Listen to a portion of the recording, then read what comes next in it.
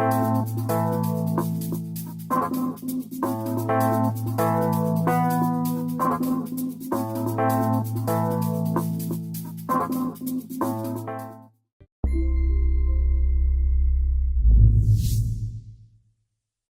guys, welcome back to Emancipated, and we're so sorry we've been away. We've actually been, there's no excuse. I was waiting for that excuse. Where were we? No, there's no excuse, but we hope you guys can forgive us because we've been kind of, AWOL.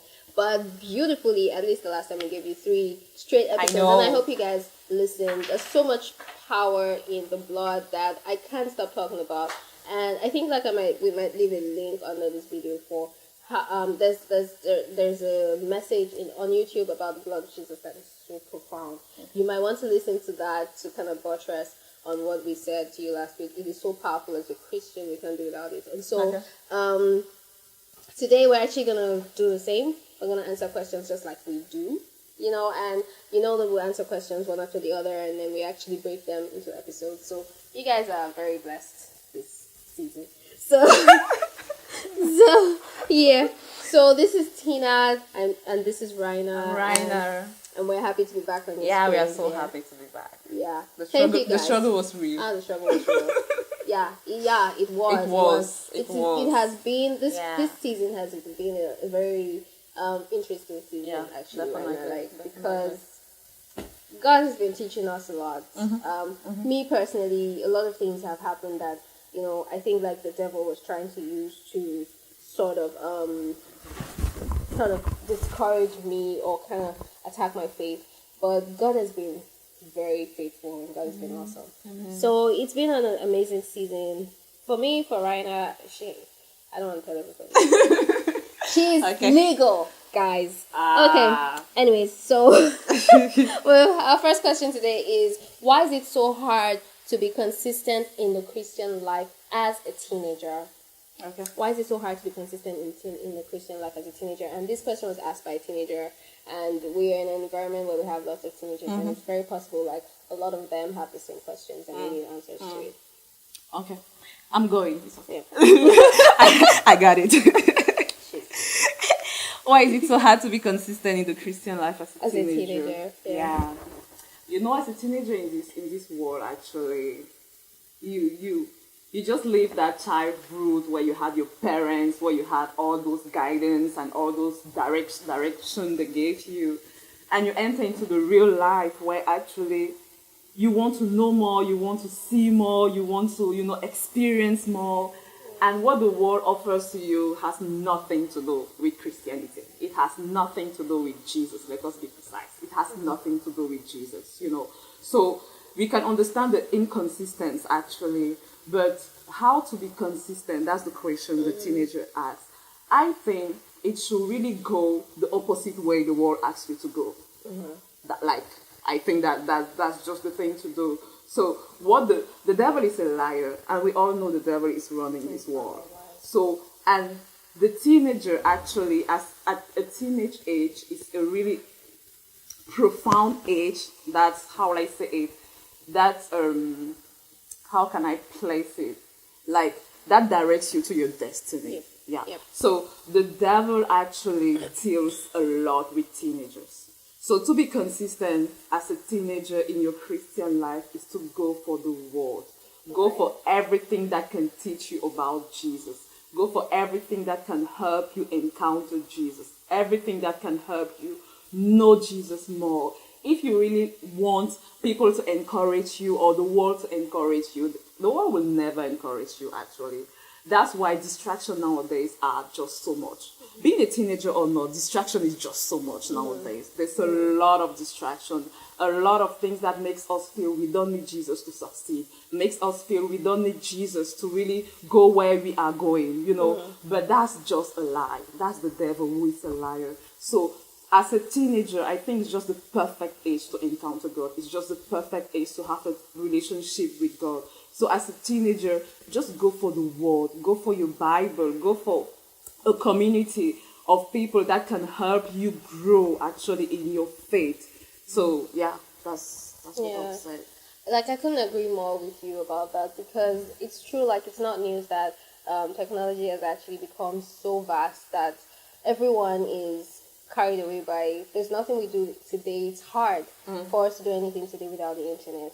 And there's so much information going out there about us that we're freely giving out that we do not even know being used, without our knowledge, And so, like, there's so much distraction. There is so much, more than enough to occupy your 24 hours if you're not careful. All these things are thieves of time that you do not realize are actually taking your life away gradually.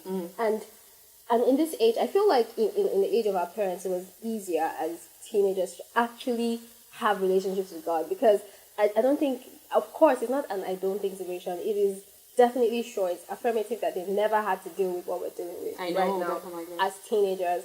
And even while I was a teenager, I already had a phone, but it wasn't the kind that had a camera. So it was basically, okay, just calling and texting. Still, that was a distraction.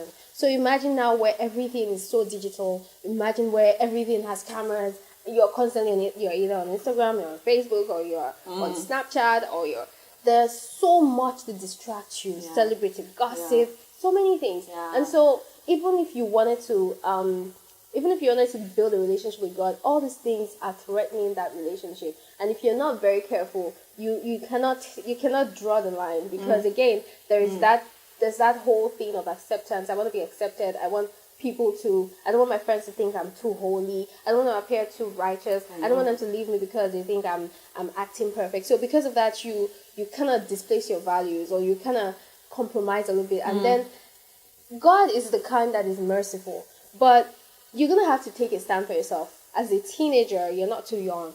There are people that were hearing from God as little as 7 years old.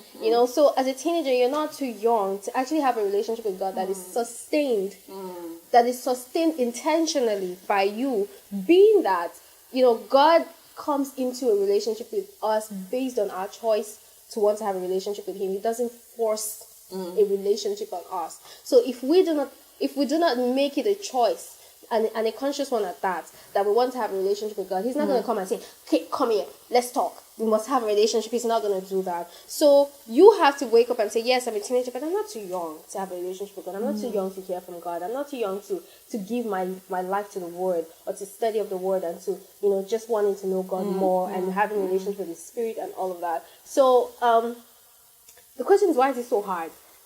Brenna and I have given reasons why it's so hard to be consistent. There's peer pressure. You want to fit in. You want to be accepted. There's so much going on, and these are the things that distract us. And once there's that distraction, there can be consistency with God as a teenager. But the best way, as Rana said, is there's no other way we can tell you to do it. It's you taking a stand and saying, I want this. And if you want something, you go for it. It doesn't matter.